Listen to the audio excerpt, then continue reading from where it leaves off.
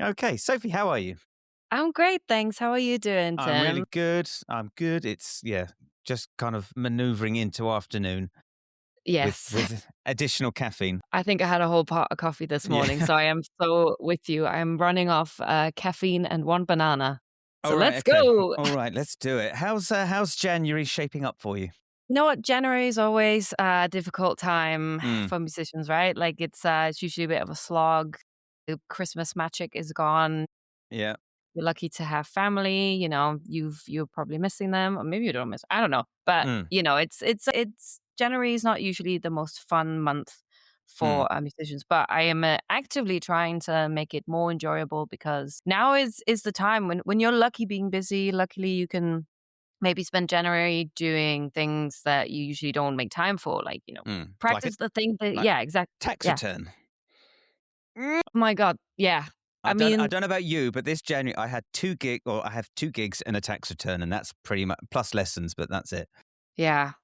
Well, Yeah. I think I tried my best to just use January as not think about having to do the tax return, but then doing all the other bits that all year been thinking, I need to do that. I should do Mm, that. And, I've been wanting to get some equipment and just sorting that out. And I've lived in this flat for maybe 3 years. I still haven't done like hanging up like pictures or shelves like this. I have me and my partner, we have like a bookshelf here. But that's it. But I'm slowly just like after 3 years of living here, I'm just slowly trying to make it nice instead of it just being like a place where we are living, you know? mm. You know what I mean? So I Yeah, spend a yeah, little yeah. bit of time doing that, and obviously practicing feels so good, and I do consider practicing different to preparing for a gig. I Of consider course. Yeah. practice very much like, you trying to get better, right? Like Yeah. trying to Okay. improve different aspects. But the practice that I'm doing now is very different to what I used to do as a teenager, learning the instrument and stuff like that. So Okay. Well, let's yeah. swing straight into that. What are you practicing at the moment? Goodness. I am doing some improvising bits. Always constantly trying to get my timing Mm. nice and tight. I think, the age old saying that you can play pretty much anything as long as it's in time. Yeah. I am a huge fan of that. So I'm always trying to make sure my timing's right. And then just like working on stamina as well. Yeah. Not necessarily playing fast, but just like being able to do long runs in almost like a flow state. I'm trying to Yeah. get Yeah. better at that instead of just doing quick little bursts of something. So, a bit of that and transcribe, ear training, Mm-hmm. many different bits, right? Yeah. Yeah. Yeah. So, what specifically? How are you working on stamina? What's your exact exercise and speed, or anything like that? Well, for me personally, I think I am kind of trying to figure that out right now. I'm trying to Right. figure out, okay, where am I at now? And also the thing that I would do earlier on when I wasn't at the where I'm at now, I would practice that differently.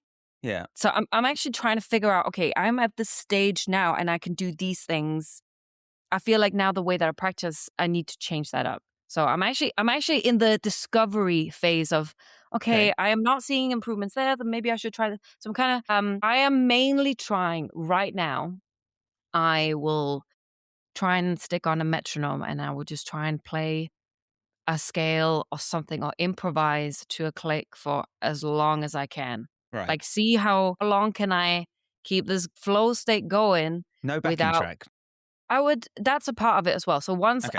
I've done with the metronome, that's kind of like the what's it called? Like the tough part of the practicing. It gets more Okay. fun once you do the backing track, right? And then you stick on the backing track. I think the backing track can be a little bit more forgiving.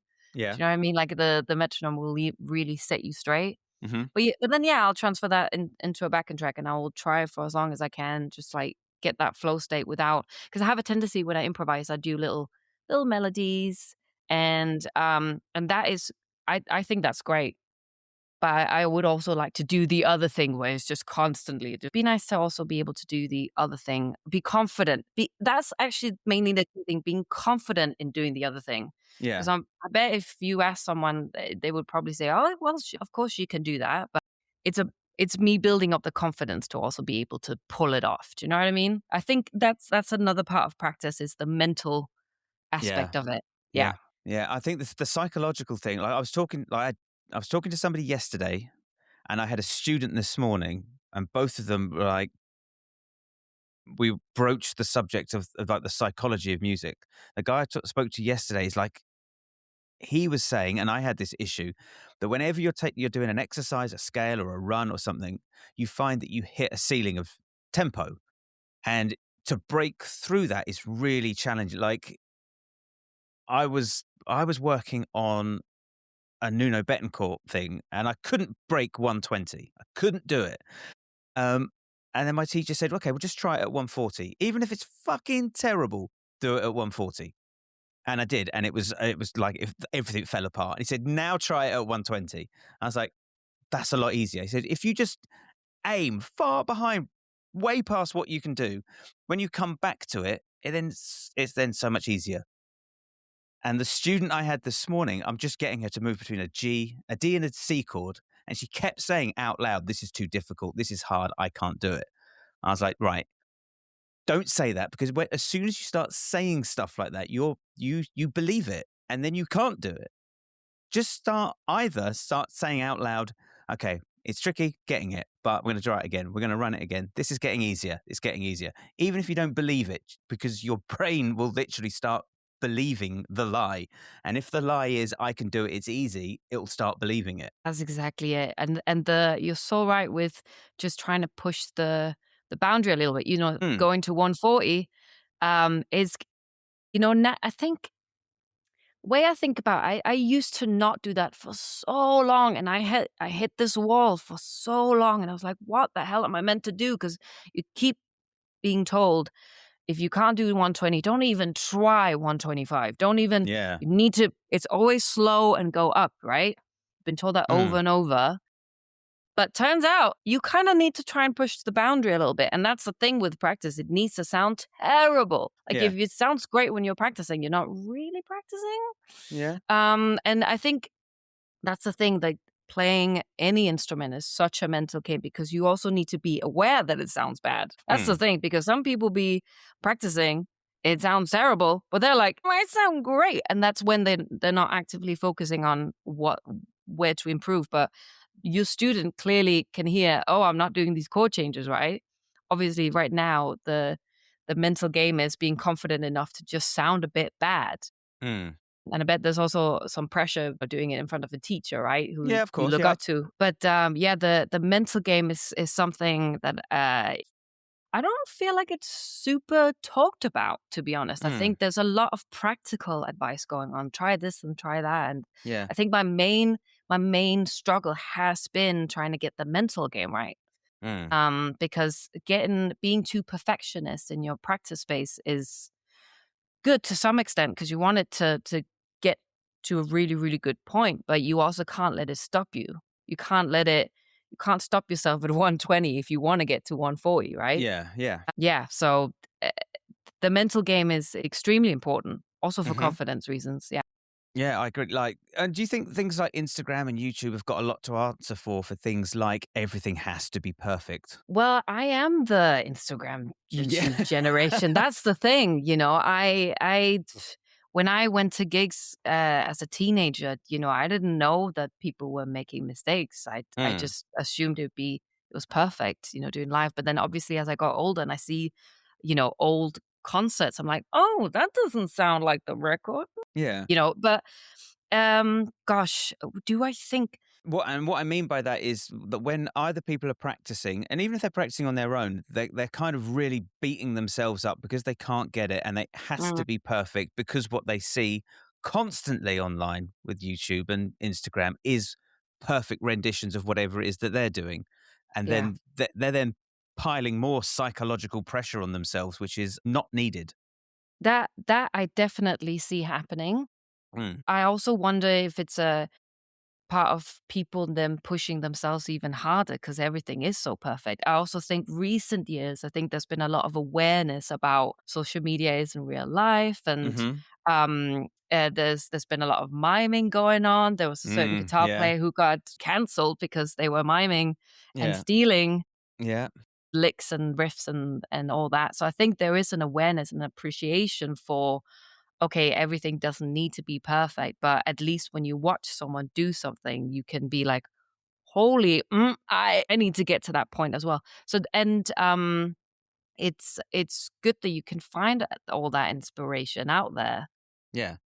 The one thing that I'm curious about is because the guitar, let's just talk guitar world, right? Mm. We all have algorithms and that are, pushing certain type of players and certain playing styles. And it's interesting how this is what I'm curious about. I don't have the answer. I'm just curious, like, isn't it players who are, say, in Europe or America or South America, we all, do we now get the same inspiration because we're all on the internet looking for that inspiration? Like we all know, Hmm. do we all end up sounding like getting the same influences? We're all like across the world. I'm just curious if the internet is kind of making a more worldwide guitar sound. Is it, I hope I'm explaining this Yeah, right. I Like, think I know what you're saying.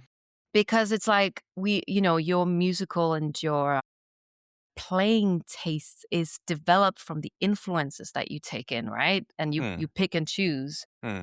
If we're all picking from the same pool of internet, Instagram, YouTube people, do we then end up outputting similar or same-ish music?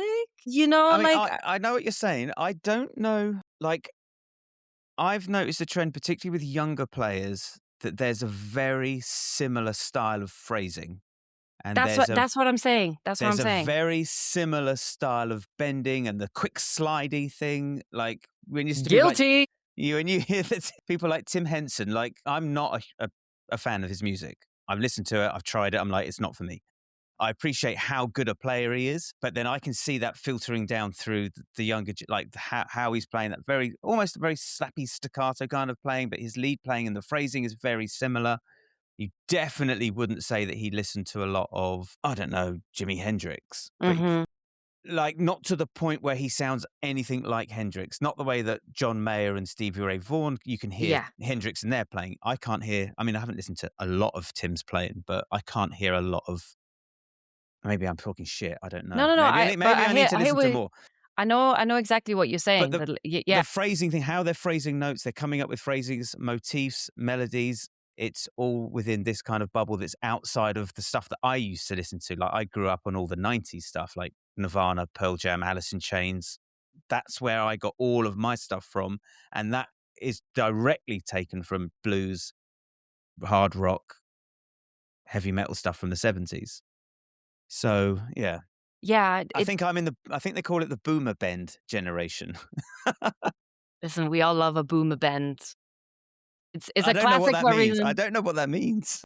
When you bend up to it's the E minor, you bend up and then you pick it on the E string.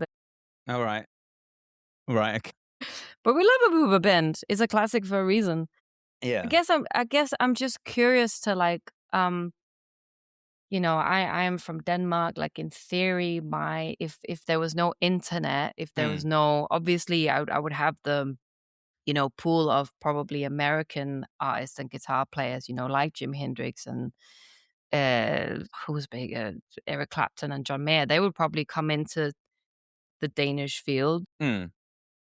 But I don't know if Matteo Sasato wasn't online, would I ever have heard about him? Do you know what I mean? Mm. Like Yeah. I'm just saying, like it's more of a curiosity thing. Yeah. I mean, I think it's changed the game completely because now we can get access to, not only can we get access to people's content and people's music, we can also get access to people's lessons. Like I had a lesson with Scott Henderson the other week. And I was like, this is fucking incredible. I just want to sit down and take a moment to think how fucking wild this is. Yeah. So But yeah, going back to the whole is in the internet creating that pressure. I think I watched this Adam Neely video where he talks about there's different kinds of pressure depending on what discipline you're in. Say the jazz pressure is more about improvising and being, I think and improvising, right? yeah. And the I need to make sure I'm saying this right, but it's like there the pressure is, well, can you improvise and do that thing really well live? Mm. And then if you make little mistakes, it's more forgivable versus if you're like, say, in the metal sphere, where Yeah. there's more about, here's a really complicated riff. Can you pull that off Mm. Do you know what I mean? And Yeah. there's more criticism about technique and can they pull it off live, and not so much about the improvisational aspects of it. Yeah. So I just wonder We let it if go. there's We let it a go. I just wonder if there's like the same kind of thing now. It'd be interesting to have a 16-year-old guitar player talk about that, because I also think it's important who the next generation of guitar players, who are their teachers and Mm. what are they telling these. I think every single guitar teacher is like, yeah, whoever you're seeing on Instagram, if they're amazing, great, but they probably also took a couple of takes, maybe Yeah. 30 takes. Yeah. You don't know, and you have to keep that in mind and not put so much pressure on yourself. But Yeah. that conversation definitely needs to be had. And even before social media, I think I felt the pressure of being perfect, and it was stopping my improvement on the instrument, because it just, even when I was by myself, it had to be perfect. So that thing has always existed. Um, Yeah. Yeah. I mean, yeah, I heard a really good, like when like the AI boom came in a year ago, and then things started to really get clean. Let's say like the AI videos are now so realistic that it's difficult to tell. I heard somebody say, look, if you see it online, there should be a thing in your head that just says maybe, yeah, maybe, yeah. and that's it. Regardless of what you want, if you're watching somebody play like these crazy 16th note tapped arpeggios, maybe, or if you're watching a political interview, maybe, Mhm, because mhm. everything can be doctored, even slightly. And so that's kind of the attitude that I take now. And I think that, Yeah, and I hope that that's what this generation is doing now, right? Like, yeah, similar when the internet, was at its small stages. I remember as a kid, I was told, "Don't ever tell anyone your address and don't trust anyone online." And, yeah, there it goes. He's back again. I live near a hospital, so there's a lot of yeah, going on. Okay, Um it's all right. I'll see if I can trim it out. But yeah, I was told as a kid, do not trust anyone online and don't tell Mm, them any personal details. Obviously, that's like slightly changed, because now you get into an Uber and you yeah, actively, your location is always always somewhere on the on. internet. Yeah, Yeah. literally. But, the theory still stands that people are gonna, hopefully, are still telling kids, just keep things as private as possible, and take everything with a grain of salt, I think. Hmm. And even more now, the next gen, they're gonna nail that. They're gonna know. I They are hope gonna so. know. I Yeah. mean, I've got a 14-year-old daughter, and I every now and again I just glance through her phone and see what she's up to, see who she's talking to. And so far, we've only had one instance where we've been like, "Who or what is this?" And she was chatting to an AI bot, and she was talking to like really grown-up themes. I'm like, "Why? What's?" And then we had to sit down and have the conversation. But so far, everything's been everything's Good. been okay. Everything's been Well, it okay. all depends on, how the people she looks up to is communicating to her about it, is what I assume, right? Like, as healthy spaces, and yeah. And in terms of guitar playing, it's just, I hope that if you have a guitar teacher, that they'll teach you the same kind of healthy things and the mental game of playing music and how Yeah, to interact with the internet. yeah. Because I think I was thinking this before we started. I was just, how many things in life is very 80/20, Yeah. 80% something, Yeah, yeah. 20% something else. And, I think if guitar technique and playing, and especially playing live, I think it's an 80% mental game and Mhm. 20% what is actually going on here. Cause this should be all right. This shouldn't even be worried about that when you're playing live. But it's about how you navigate your head, especially if you have stage fright or anxiety or worries. That's something I've dealt a lot with. And Okay. How did you yeah. deal with that? How did you deal with stage fright and anxiety? Well, for some backstory, for some context, I grew up with a lot of social anxiety. Like, Mhm. I couldn't go to the cinema because the idea of buying a ticket from a human being was terrifying. Okay. Or I couldn't go to the grocery store because, like, the interaction with with the Cashier? cashier, Yeah. exactly. It was just too terrifying. Mhm. And I've come a long way since then. I hope that if anyone is experiencing that, just know that there's a light at the end of the tunnel, especially if you want to play live music. I think that anxiety just transpired in every single part of life. And Okay. when it then came to me realizing I want to play live music in front of people and play music in a band where I have to, be in a vulnerable and open space with other people who also play music. I think the first step was just like, because the practice part, like the easy part was the instrument. That was the easy part. Just being in my room and practicing guitar, great. The terrifying part was then being able to do that in front of someone. Mm. And the first step was just to just try and do it. Put yourself in a situation where you're kind of forced to do it. And then it takes years, but eventually you will get that and you will get more comfortable. And I hope that whoever is in your space, if you're going through that, they have to be supportive, right? Like, because if anyone said anything negative about anything that I did at that point, I would have probably just gone, well, I'm just going to go home then. Like, I'm not going to do this anymore. Like, I Yeah. think I was very lucky that a lot of people were just supportive and patient. Okay. Reading books as well has helped me a lot with the live aspect of things. I read this book called The Inner Game of Music, and it's based off The Inner Game of Tennis, which is all about how you handle when you are performing and you get into that negative headspace, like, oh no, I've got this run coming up, or Mm. there's this solo, and you are hyper focusing on like, oh, it's in 4 bars, Yeah. or even before then, like the song starts and you're like, this is the song with the solo in it, and you're already thinking about that. You're not in the room with the people you're meant to be in the room with. Yeah. And that book helped me gaining some techniques that will take you out of the space. Um, Could you share as any come to mind? Yeah, oh yeah. So it very different techniques help for different people. There's to basically lock in. Right. In the moment of the room, instead of being your head, you have to find techniques to take yourself out of your head. And it could be something as simple as you're playing something and you are hyper focusing on the kick drum. Okay. Like, just it's techniques to get you it, and it doesn't need to be the kick drum. It could be anything. It can also be like you are actively listening to the singer. You're actively listening to what the bass is doing. Just something to bring you back into the music. That's Mhm. something that really helped me. And Yeah. sometimes it's just staring at something that is not gonna make you worry about what you're about to play, Yeah. basically. Yeah.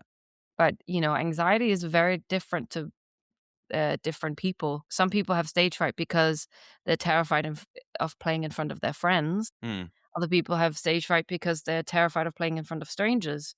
Other people are terrified because they feel like they need to people please other people. Like, I'm doing this because this will make my parents happy. I'm doing this because. Mm. Yeah, yeah. So finding the core of that is also what is actually making you terrified of playing live or playing music in general is a core part of it. So one advice doesn't fit all. That's the thing. Yeah. You have to hyper analyze yourself a little bit and really get into the roots of it. Yeah, yeah. Yeah. I remember like I used to drink a lot, Hmm. and that was always calm like my anxiety or nerves about going on stage. And then I had to stop drinking, and I won't go into why, but I stopped drinking. And then the first couple of gigs sober were just it felt like the room was on my shoulders. Mm. And I just spent 2 hours looking at the floor. I was just shoegazing for the whole gig. Essentially, I missed the gig, and I had to You I were there. You were yeah, somewhere I was else. somewhere else, and Yeah. I spoke to a couple of people about it, and one of the best pieces of advice I had is someone just said, "Just look at the back of the room. If there's like an exit sign, a green fire exit sign, stare at that, because that will just bring your head up. And once your head comes up, the rest of the body comes with it." And that was a game changer. And he said, then when you get used to that, then just pick 4, 5, 6 people and just look at them. Look at them. Just dot between them. And then once you start connecting with other people visually, Yeah. that becomes easier as well. Yeah. And everything starts to get a little bit easier. And then it was almost like I could perform better sober than I could if I'd had a drink or two. And Amazing. that was when I really started to enjoy music again. Yeah. So when you went through that, when you had your head down, was Mm. that because you felt shy, or what Yeah, was going through shy. your head? I remember. I think it was shy. It was pressure. It was nerves, and just not being able to cope with it. And Mhm. because I'd never coped with it, because my coping was a drink or 2 drinks. So then I had to try and cope with it sober. And Mhm. I didn't know how to. So Yeah. it was almost like I'd reverted back to me being a 5, 6-year-old little boy. Yeah. It was quite an experience. Yeah. And where did that pressure came from? Was it did you want a good do a do you want a good do you want to do a good job for your band? Or was it Yeah, the yeah. audience? Or was it, the pressure from yourself? Like, oh, I want to do a good job for me? Or where was it? I think it was everything. I mean, this was a long time ago. This was 10, 11 years ago. So I can't quite remember, but I think it always comes from I want to make sure that I do a good job for me. Like I want to Mhm. be happy with what I've put out. Yeah, 100%. Yeah. Fuck Uh, the band.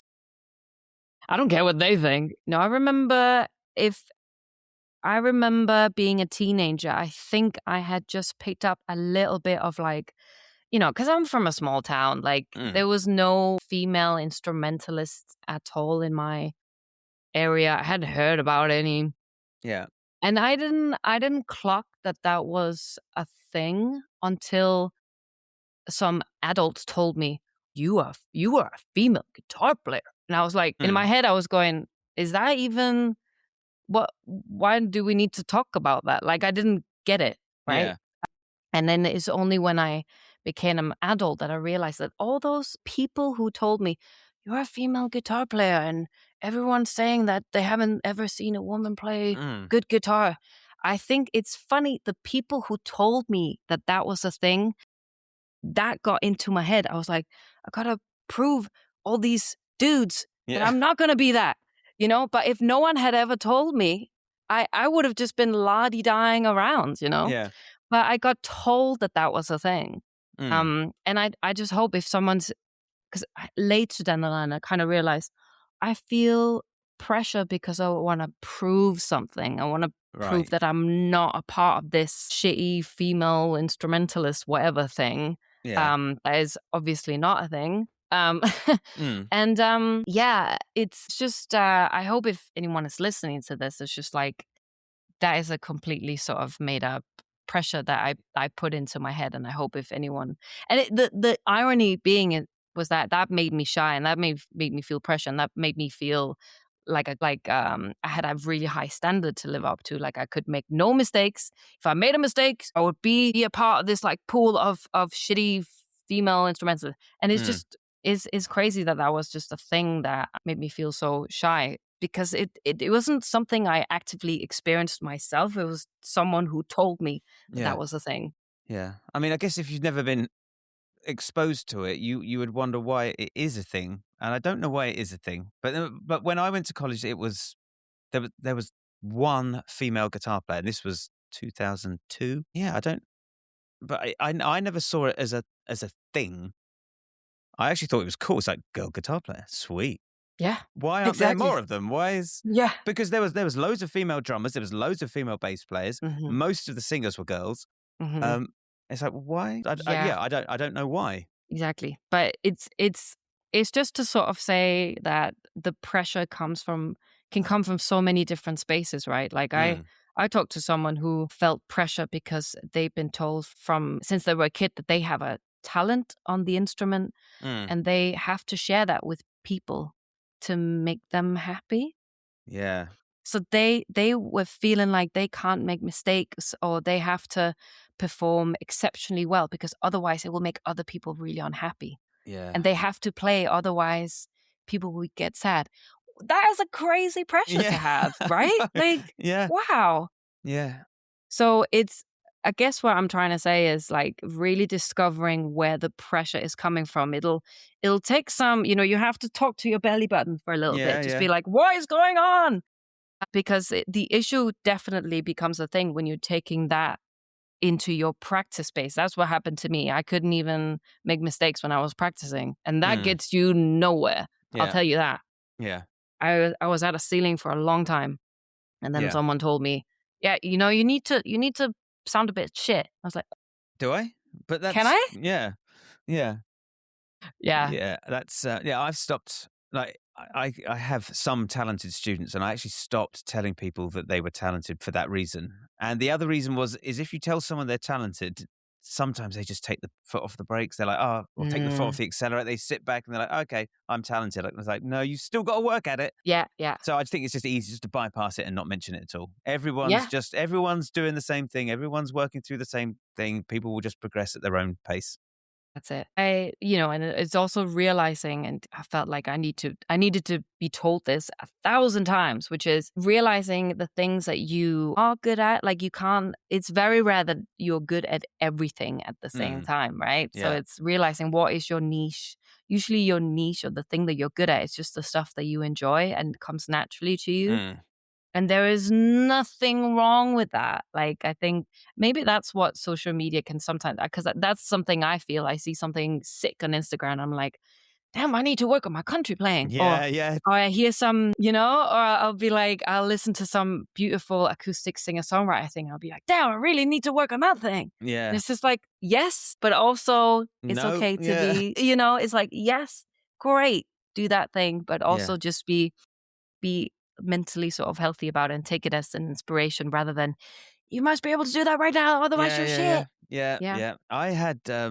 really eye-opening lesson. I think you had lessons with Jim Clark as well.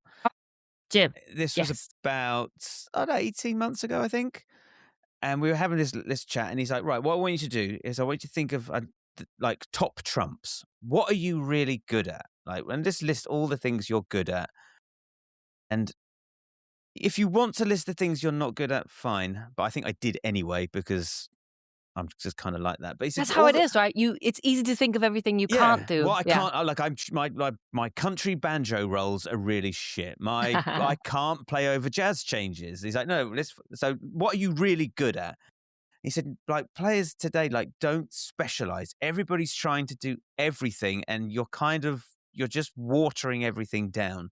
Like, if you do, like, if I genuinely enjoy country music, and I do want to get my country playing better, but I'm never going to be Brent Mason. But and I list all the things that I think I'm really good at. These are my strengths. And he said, just start leaning into those and just start exploiting those and doing those more. And I don't necessarily agree with what I think it was Steve Vai who said that he only worked on his strengths and he forgot his weaknesses. I don't really subscribe to that. I think if there's something that you're weak at and you want to work on it, I think you should.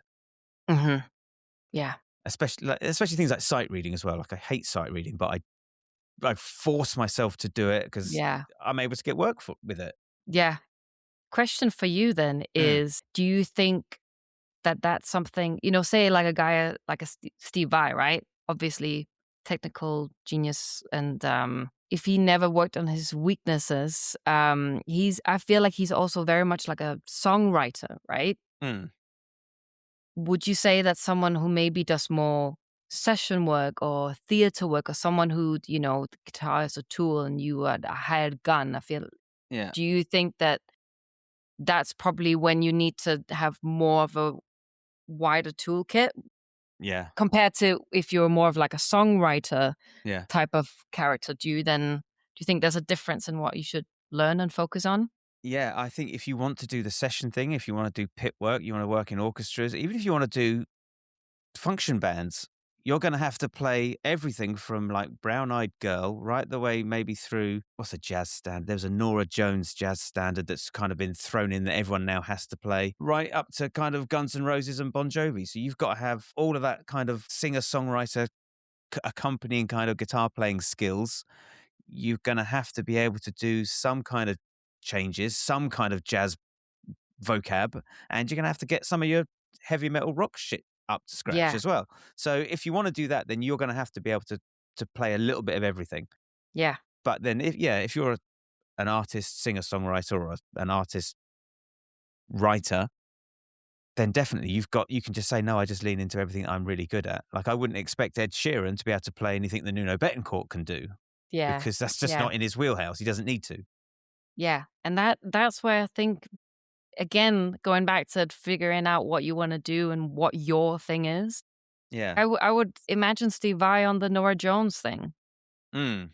I'd want to hear that because Yeah. I would wanna hear Steve Vai's take on it, right? Apparently, he did a session for. Do you remember Nelly Furtado?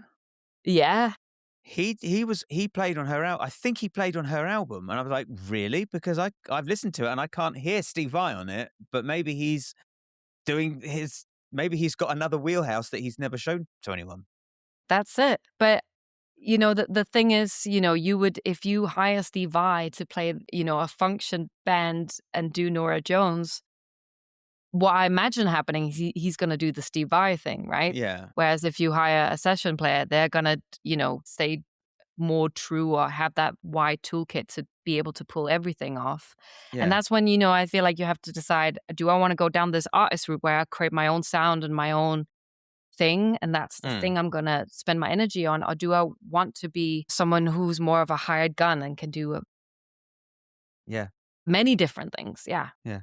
Yeah, I like doing lots of different things because I listen to a lot of different music. I listen to everything right across the board from, classical to jazz to movie soundtracks to punk rock and thrash metal. So I'm kind Yeah. of interested in everything. So it is Mhm. I tell you, it is a bitch when when I'm sat down going, right, I'm working through some jazz changes, and all of a sudden in my head I'm going, why don't we do some country stuff? It's like I haven't finished no, no, no, and I'm pivoting between two things. But as soon as my interest wanes in something, I pick it up in some other genre. Yeah. So it can be a little unfocused. Yeah, and I think that's quite natural, isn't Mm, it? It's like I think hopefully if you are doing this for a living or want to do this for a living, you are gonna be interested in many other things. Like there's never gonna be enough to learn. Like it's a mm, never ending journey. If we had 100 lives, we'd still not have enough material and techniques to learn. yeah. And that's kind of the beauty of it as well. Mm, I think I do a lot of touring at the moment, and sometimes I do feel like, okay, my practice sessions right now is preparing for gigs. yeah. So when I do have downtime, it's wonderful to just be able to sit and nerd out on the instrument a bit, like running Mm, through some bits that I haven't been able to, like learn that tapping thing or learn that cool lick that you saw on Instagram 3 weeks ago. You can finally sit down and yeah. nerd it out, right? Yeah. So remembering to keep yourself inspired, I think it's all about up here. Yeah. I think how you receive all this massive pool of inspiration. Yeah, it can, and we all have good and bad days, right? Like one day you're gonna feel inspired, the next day you're gonna feel like, well, I'm shit, Yeah. right? A little deflated. Yeah. A I little mean, deflated. yeah, I think like I've set up like it's like a filter or a checkpoint. It's like that's great, but do we need to go down that rabbit hole? No, we can let that one go. Like Yeah, that's great. All right, okay, I'm going to take that. yeah. I'll take that and I'll put that in my. I'll save the video and I'll come back to that. And Mhm. but yeah, there's just no, it's just an infinite amount of information being thrown at us, and that can get overwhelming as well. And, it's you said that are you still practicing, sight reading, or is that kind of just like you can sight read and that's what you do for a job, or do you still actively practice sight reading? So my actual sight reading practice is usually coincided with when I get a show. So I've got Oklahoma next month, end of February. So I'm like, right, I need to I got the pad. I was like, I need to start going through it. I've skimmed it. Most of it's just chords. There's very few actual like melodies that I've got to sight read. It's just chords and yeah, so there's a lot of that. But yeah, I will sit down with like a sight reading thing, or I'll get a tune out of the big book or the real book, or I've got the Berkeley sight reading book up here, which is like the Bible for reading. And I'll open it up and just go through one of the exercises, try and find if there's a blind spot or a weak spot. If I've got to read something in A flat, I'm like, oh, no, this is no, no, I don't like this. But yeah, Yeah. I try and apply the same method to reading as I do to like technical exercises. It's like Mhm. find something that's a blind spot that you need to do. Because the first reading gig I ever did, the first overture was in D flat. And I was like, fuck. I was like, why? Why? Why would you do it in D Yeah. flat? So yeah, it's because when I very first started to do reading at college, I was like, no one's going to write anything in D flat or G flat.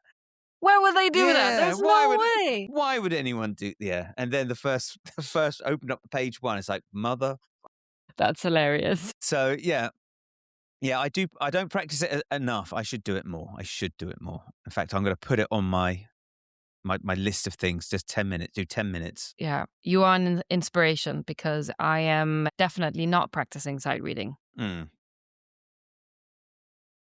And I have a question in my mind. Should I? And I think some people would say yes, absolutely, you should. Other mm, people would say, and it's.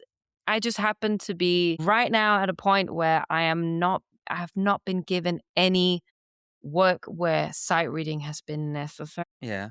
And it's the age old. It might come tomorrow, and then I'm Well, yeah. fucked. As soon as you get it, it's like, could you come in and just step in for this show tomorrow? It's like, oh, because I haven't been practicing my reading. Yeah. Well, whenever I have done theater work, I've gotten the music in advance. Mm. So, I can read. Would I be able to, go in tomorrow and do a whole West End show, just sight reading it? I don't know if many. I don't know if many people could do that. I think there's only a handful of people in the country that could Yeah. do that. I think Pete Callard, maybe Yeah. Tommy Emerton, Yeah. John 100%. Gregson. But yeah, most human beings, I think, would struggle with that. Yeah.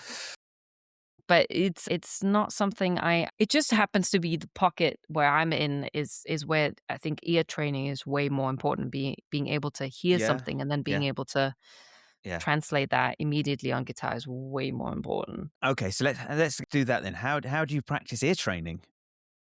Ooh, how do I practice ear training? It's been such a long journey, hasn't it? Because it's been a priority for a long time. I want to start by saying how I started practicing it, like Yeah, when it was first introduced to me. The very first thing was just pick any pop song and anything that you could pick up on, like even the melody that they were singing. Just get that down, right? Just find that on guitar. And, back then I had no fretboard knowledge. I had no idea of intervals. Like, so it was searching. Like, you would be searching. yeah, yeah, Where yeah, the hell are these notes, right? But now it's more like, okay, I can hear that this is probably this scale and this is probably that. So it's a little bit different now. I think I'm trying to get better at hearing piano chords, those close yeah, voicings. yeah, Oh, there's something about and there's something about I think I'm good at picking up guitar parts. yeah. When it's another chordal instrument, I am like, It could be anything. that's it. And it's just like, and especially with sometimes piano players have a tendency, it's this over that. And I'm Yeah, like, wait, so you mean E flat minor then? yeah, Right? And yeah. I'm just like, so, it's funny how different instruments sort of translate things, but into different chords, right? Mm, Because so I am trying to get better at when it's a really close voicing. What the hell, and how would you play that on guitar, right? yeah, Um, and it's just I would stick on any tune and just try and figure it out. I do get a little bit impatient. I'll be honest, I get impatient. Sometimes I'm just like, "Ugh, I have to see how it's played live now, you yeah, know. My ultimate theory is I just because of time constraints and impatience, sometimes I will just like look up, okay, how is this played live? I need some kind of guide if I'm feeling really lost. Do you know what yeah, I mean? Again, sometimes again, the mental game, sometimes I can overcomplicate things. I don't know if you've experienced that, but I'm like, what the hell is this thing? Is it like that? And then turns out, oh, it was just you see it live, and it's just, "Oh, it's just this fingering. Oh, yeah. Oh, okay." it's just an A minor. What the Yeah. hell? Oh, What the yeah, hell's wrong something with like me? yeah, it's literally that. Yeah. So the way I practice it now, I think I would just because of time constraints, I would set a timer right now. Like, I wanna learn this thing, I wanna hear what this is, uh, and then once time is up, how far did I get? Yeah. If I'm really just like sometimes I ignore the timer and I just keep going. Hmm. That happens most of the time, to be honest. Okay. But sometimes it's a case of I will then just I have a thing where I don't want to look at anyone's because there's so many shitty tabs Hmm. and transcriptions online. I will not look at any of that. The only sort of quote unquote help I will give myself is I will find someone playing it live. And Yeah. I don't mean someone just like someone random on YouTube. I mean like the artist playing it Mhm. live. If Yeah. there's no live video, well, I'm stuck. the next other thing, if there's no live videos, I will then do you know Moises? Yeah. Yeah. If that's super helpful. Yeah. Yeah. But that's more of like I feel like I'm cheating a little bit, you know, when I I don't use know, it. because then if you 'cause I have my issue is when I listen to stuff that's in a mix, because 'cause I've got tinnitus, there's some frequencies that I just can't hear. Mhm. And if there's a clash of certain instruments, like if the bass drum or the bass guitar is clashing over the guitar, sometimes I Yeah. just can't fucking hear it. Yeah. And I will try. I'll go into Spotify and I'll try and EQ the bass out, or I'll try and push certain EQ so I can hear it. But yeah, I've used Moises. I've used it a couple of times, and I think you're still transcribing but you're now just transcribing from hopefully the straight guitar track. Yeah.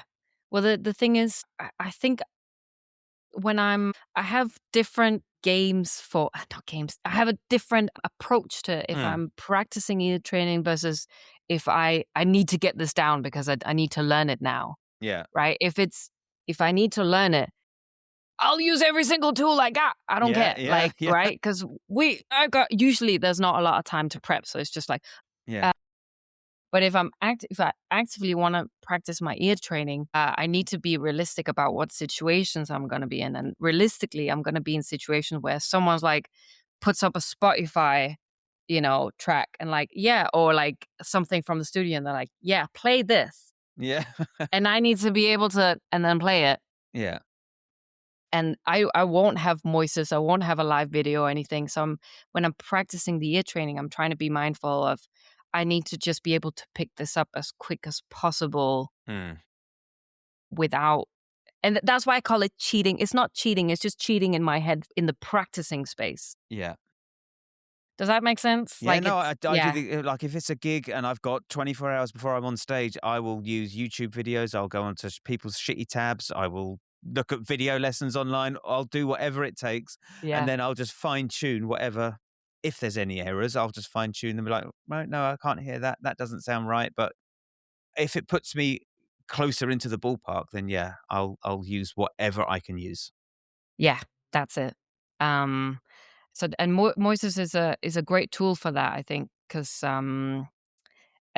again, guitar parts, it's great that you can just separate each stem, and sometimes it doesn't work 100%, but it'll get you somewhere, and it's also great for jamming. I think out of all AI tech in the music space, I think Moises has been a good one.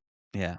It Mm. does take a long time depending on what track to get it to filter out all the tracks. So, yeah, it's not generally one I'd jump to if I'm under a time constraint, but Mhm. for regular practice or transcribing, I use it. Like, I was in the middle of transcribing a Molly Tuttle solo that I had to learn, and thankfully, I didn't have to perform it live. I was like, "Well, no, let's see if I can get it down," and it's just this blazing bluegrass acoustic solo that in the end, I thought, "No, this is beating me. I'm not there at the moment." So how would you approach that now? Would you then, say I you would had to get play it live? if they asked for it note for note, and yeah, it would just be woodshedding it. I would find someone that's done it live, or if I could find a YouTube video and I could see where she's playing it, then I would just, yeah, hammer it in. Thankfully, it was a live performance, but they wanted me to do it closer to the actual live performance, and the live performance wasn't. It was just on an electric guitar, and yeah, so I didn't have to do it. But yeah, it's still there. It's still in the background of things that I want to get down, because yeah, it's not impossible. It's just going to take some of that mental pushing through some of those Yeah. tricky little country lines which you haven't really been working on. Would you then here's the thing, would you then take it in bits, or would Yeah, I'll you lick at a time. lick at a time? Yeah, and then Yeah, you would work on that lick and then piece it together. yeah, yeah. Okay. Yeah, that's a good approach because some people see it as, "No, I'm gonna learn the full thing, but I'm gonna play the full thing very slowly." No, I And would. that's it. Yeah. Yeah, no, I chop it up into chunks. Like I'll listen to it and like, here's lick one. There's lick one. Let's Mhm. see if I can get that down. Yeah. Yeah. I think that's the way to do it. Otherwise, it gets. I think it becomes a slog. Yeah. It's like looking at the top of a mountain, like, oh, fuck, I've got to walk up there. It's like, well, That's no, it. why don't you just look at there? Just Yeah. walk to that lamppost. All right, I can do that. Yeah.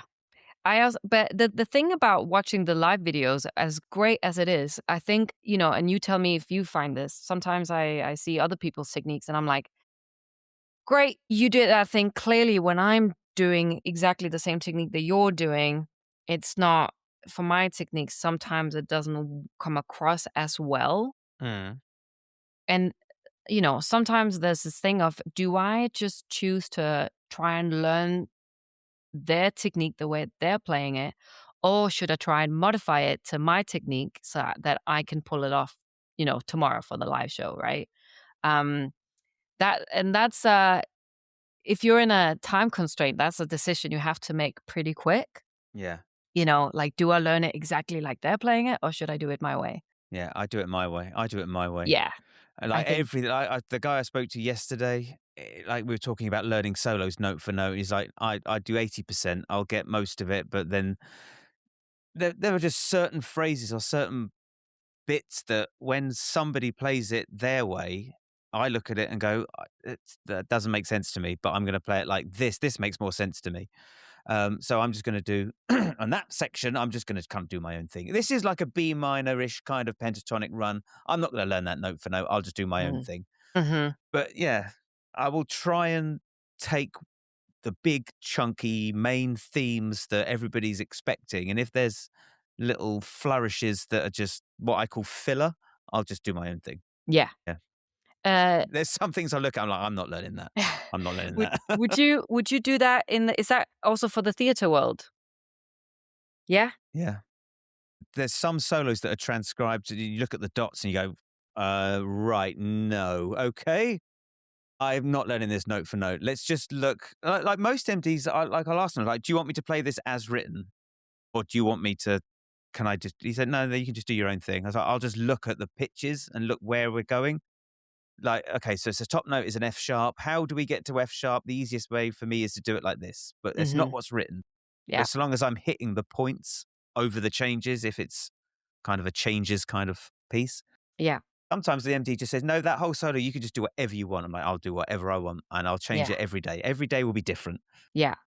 So yeah, it depends. It depends on context. Yeah, because I think the impression, I've only done a couple of West End shows and they've been really fun, but, in uni it was very much told, you must do exactly what's on the dot, right? Like you have to do exactly that. So it's great to hear that there is also a little bit of there is trust in you and Mm, the guitar player to have the musical ability to do your own thing as well. Because yeah.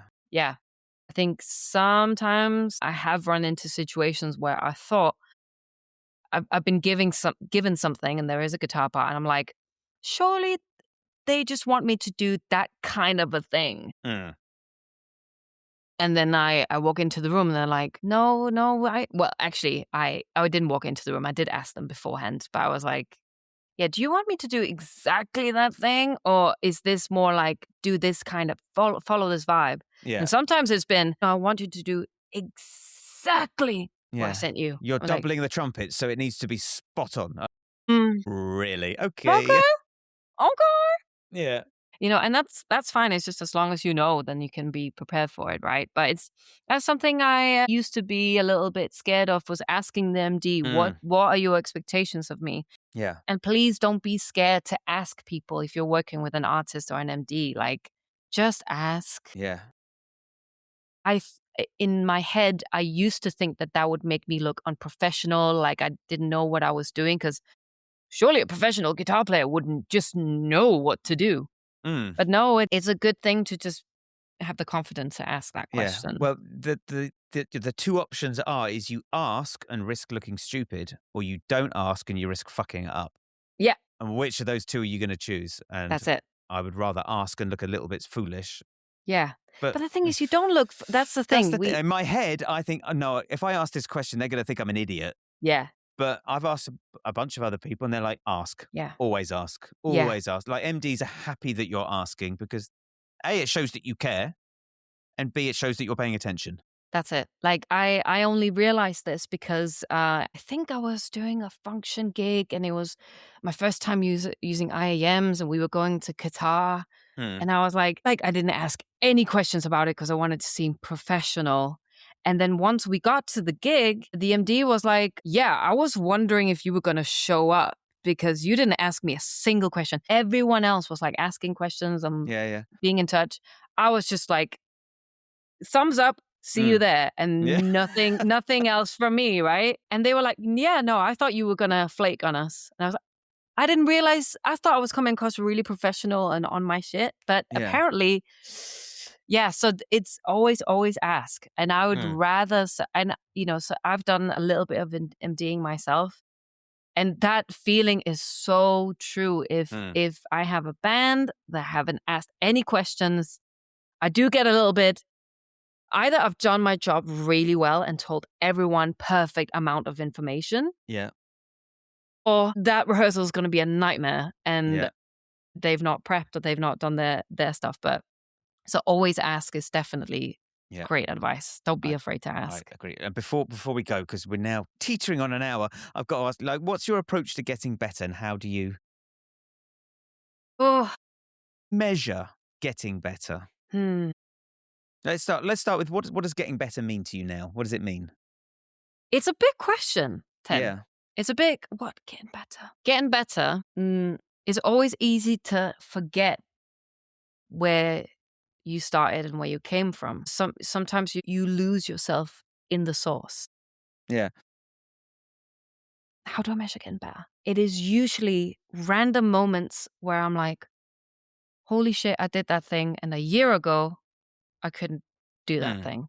Yeah. So it is something for me that is now slowly creeping up on me that it's not a very organized way of doing it. But if you want to track yourself getting better, something I would do is one, keep a diary log, Okay. right? Keep a practice log and write down the things that you want to improve on. Say it's improvising, right? Record yourself improvising. Just record it, keep it, and then listen back to it a year later and see where you match up. Mhm. That's a very measurable way of getting better, right? Or a measurable way of getting better is now I can play this thing even faster. Mm. I think the way that I feel I'm getting better is where I am at mentally. We talked about Yeah. mental health a lot today, so maybe that's where my head is at today. But I think the way I feel I'm getting better is how I'm feeling after and before a gig, before Mm. I enter rehearsal. I have much more calmness about it now. There's less self judgment going on now compared to even a year ago.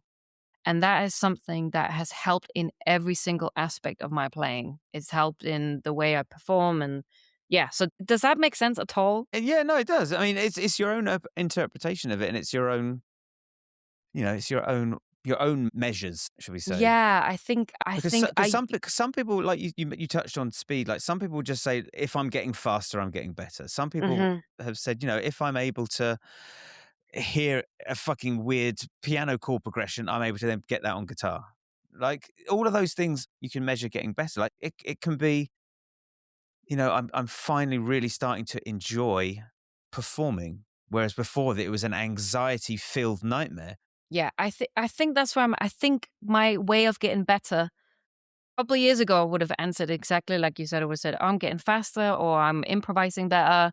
Mm. I'm able to get this down quicker, blah blah blah." It would be all like things that you could measure in the real world, Yeah, or write down. yeah, Now it's very much like if I have bit of a rough night where I wasn't playing to my expectation, how am I feeling afterwards? yeah, Am I ready to jump out the window or can I calm myself down? Like I have had many a moments where I was like, I am ready to quit right now because what's the bloody point?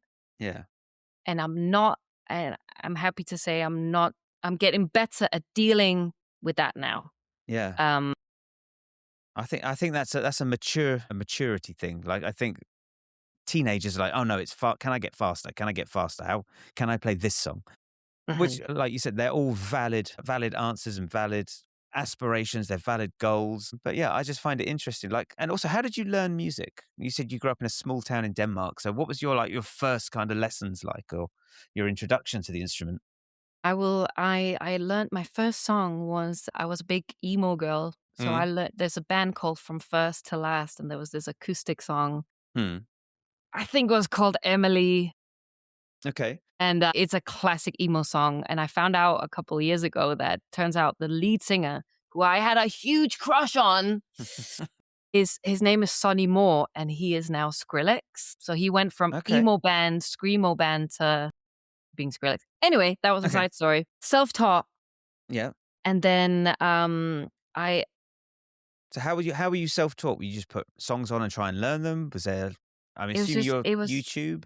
yeah, it would be YouTube. It would be my mom she lent me her really horribly intonated nylon string, and the action was this high, of course. I think at that Okay. stage of my life I wasn't thinking about guitar whatsoever, but I was just like "Nyeh, nyeh, nyeh, nyeh, nyeh," like play on it, right? Yeah. So I've had some introduction to some guitar, but then when I was 15, 16, I went to boarding school, and that's Okay. when I realized, oh, I want to do guitar. I want to do music. And that's when sort of practicing became a thing. I think that was my proper introduction, really. So Okay. at this boarding school, you would have one day a week where we would do a full music day. Wow. Yeah, so boarding school in Denmark is a little bit different. It's you have like I picked up music boarding school, so you would do your regular schooling, but then there would also be mixed with something creative, some music, and guitar was a huge thing for me. That's kind of like where my eyes opened up, right? Yeah. Yeah. And I think it was my brother-in-law. He was a huge inspiration. He's a guitar player. It was Gary Moore for me, Mhm. BB King. It was who else was sort of the starting. I think later on it became John Mayer. I think a couple of years down, it was I saw live in LA with John Mayer, Yeah. and I was like, you can do that thing too. You can play like you can play guitar and do the trio thing, and it can be melodic and then it can be a bit vulnerable and emotional and poppy and but Yeah. still guitar heavy. Yeah. Yeah. And then you And moved then to London? but again, during that period, it was a lot of anxiety, so I wouldn't be playing in front of anyone. And when you're 16, everyone's got is already in the band. They've been playing for probably 6 years already, Mm. so people are already doing function gigs, and I'm just still in my room, terrified of everyone and everything. Okay. And I think I spent many years just in my room, practice, practice, practice, feeling like I have something to catch up. I have to catch up. I have to catch up because I'm started in my head. I was starting so late. And then I got into something called the Music Academy, which is just it's like guitar lessons, but you get extra music lessons. So you learn a little bit of piano, they teach you sight reading, you get to do weekly band stuff. And but it was an audition type of thing. And I think that was the first like, okay, I can actually do that thing because I managed to do an audition and not fuck it up because I was all in my head. Crazy. So and then it was just 2 years of every single day, practice, practice, practice. Like, I have my practice log from then. It would be 8 hours a day. Every single hour was structured. I need to do this and this and this to be able to get to where I wanna be at. And I had a lot of catching up to do. Okay. And then I tried to in my head, I think music in Denmark, I thought there was one way, and the only way was education. So you have to do the music academy, then you have to prep for your audition to the conservatoire, and then you get to the conservatoire, and then you win, and then you will a music career, and then boom, job done. Yeah. And then I did not I did not get into the next step of those auditions. There's a before you do the conservatoire, you can get into something that prepares you for your audition to do the conservatoire. Yeah. And I could not get into that. Like the audition was just, I think the playing was there. I was just too nervous and shy. So I wasn't mentally able to do it. Anyway, So I tried for 2 years to get in and I didn't. And then I was like ready to quit. Mm. But then I think I saw there was someone at my school who was doing a songwriting course in London. They're like, yeah, they were going to move to London for a year and just do that songwriting. I was like, oh, you can do that? And I Mm. looked up the same university and saw that they have session guitar stuff. And I was like, let's just try that. And there was a video audition, and I sent in my video audition thinking, there is no way. And then I remember I had a week to make this audition, and I was just like, I'm not gonna do it. There's no way I'm gonna get in. But then I think it was like a Tuesday afternoon, and where I had my deadline was in like 12 hours, and I was like, let me just try and make something. So I sent it in, and I couldn't believe my eyes. Like I got in, and it's BIM London, and BIM isn't great. Let's Mm. just be honest. But I thought it was a conservatoire in London. I was like, holy shit, what the hell? Yeah. Right? But then it's BIM, and then you arrive and you realize, oh, You okay. let Anyway, yeah, everyone in. that's it. Oh, that's why I got in. No, but I think BIM was a good way to then move to London and then get established. As in, thankfully, the it wasn't super hard, so I had time to do other things. Yeah. Does that make sense? Yeah. Like I had time to work on the shyness thing. I had time to play with other songwriters and artists and get some actual session work while I was studying as well. Um, yeah, and it's the best thing that I ever done for myself was to move to London. Because I would not have become a musician if I was still in Denmark. There was no way, because I was ready to quit, and then London just changed everything for me. And then I was only meant to be here for a year, and in August, I've been here for 10 years, which is Wow. crazy. In August, it's gonna be my 10-year anniversary. Well done. That's excellent. Thank you. Yeah, no, I've been very lucky, but yeah, Cool. yeah. 2 more things before, and then I'll let you go. Do you like your playing? Oh, who likes their playing? No, there's phases, right? You have a period of time where you're like, I'm so fucking sick, and I'm so good at this and that and that and that. And then there's periods where you're just like, what the hell am I even doing on this instrument? I sound the same. I'm playing the same legs. I play Mm. it's really frustrating to hear yourself over and over again. And it's great you asking this question, because literally yesterday I was so sick of my playing. But having this conversation with you now, I'm gonna pick up this instrument. I'm gonna be like, no, I'm gonna be good to myself. So it's a yes or no question, isn't it? Yeah, Like, do you yeah. do you like your playing? Same answer. Like, some days I'm like, I'm fucking crushing this, and other days I'm Yeah. like, I'm gonna set fire to all of these in the Yeah. garden. Yeah. Literally. But I like to think that if we constantly only liked our playing, we would not be improving it. Because why would we improve it? Mm. So the good thing about not liking your playing is that hopefully you will just push yourself to doing something new and get better. And by get better, I mean discovering something new, or Yeah. learning more tools or something. So if you asked me yesterday, I would say, hell no. Today, let's see. I'm going to play it today and then see how I feel. Yeah. And the last thing, will you be getting a Quad Cortex Mini? You haven't already got one, have you? So, No? no, I wish. I think the Mini looks cool. Yeah, I saw it the other day, and I was like, do you know, because when I first started doing the amp sim thing, I just got a Helix, the little Helix Stomp, and I didn't like it. I was like, but I really like some of the verbs and the delays, so I said, I'll keep it with that, and I'll run some overdrives into the front of it. But I use all the plugins on my Mac are Quad Cortex. So I've got the Tim Henson one, I've got the Corey Wong, a couple of others, and I really like them. But the actual Quad Cortex, I just couldn't justify 1,500 quid. Yeah. But now they got a Mini. I said, well, I've got some Well, vouchers, well, and Tim, do I've you mean, got some. If I sell the other thing, yeah. yeah, Well, do you mean the Mini Cortex, or do you mean the Nano? Because they just released the Mini yesterday. yeah, that's the one. Yeah, the Mini. Yeah, Yes, okay. Because yeah, there's also Nano Cortex. Yeah. yes. I did look at that as well. I was like, that looks a bit. No, I want something a little more oomph. Yeah. No, I'm gonna see what the vibe is. I think I am kind of looking for a practice unit for tour, because Yeah. at the moment it's laptop interface and all that. Oh, have you tried one of these little Fender ones? Yes, so I Yeah. have the Vox one, and I All right. use that religiously in uni. But I think there's something about having I have the headphones in, and it always all the wires get Yeah, caught up yeah. in the thing, and it's Well, just this is Bluetooth, so I can if you get Bluetooth headphones, you can connect to that.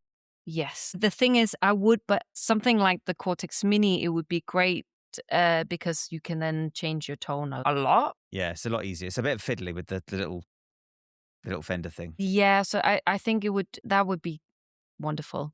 Actually, because I have, in theory, I have something like the Fender thing, but it'd be great to have something where it's just you can dial in the tone a little bit more Yeah. and record would be fun. I'm trying to find something where I don't need to use an interface and a laptop, just something that's small that you can quickly just whip Yeah. out. Yeah, yeah. There is these Boss headphones as well, where it's an app Yeah, oh yeah, yeah. and they can, yeah, but again, I don't know if I want to wear the big headphones, and Mm. it's just like, yeah, I guess I'm still trying to figure out what exactly it is I'm looking for. But yeah, I'm curious about the Mini. Yeah. Yeah, let's see how it performs. Yeah. How Let's about you? Do you think you'll go for the Mini? if I can get it, then I think I will. I think I'll switch out if I can sell the Stomp, and I got some vouchers for Christmas, so I might use some of those. So yeah, Hell yeah. accruing money and gear is just yeah, Yes. it's a constant thing. Last question I have for you, All right. because I tried. How do you feel about headless guitars? I don't have a single headless guitar. Mhm. Yeah, I no, yeah, no. I'm not. But then I've never played one, so I can't really say I don't like to play them. It's just Yeah. to look at. But then it's a sonic thing, so why am I worried about what it looks like? Hey, we're all worried about this is the thing, it's the logical brain versus how we feel in the inside, right? It's Yeah. like, why does a red guitar why do we buy the red one instead of the blue one, right? It's Mm.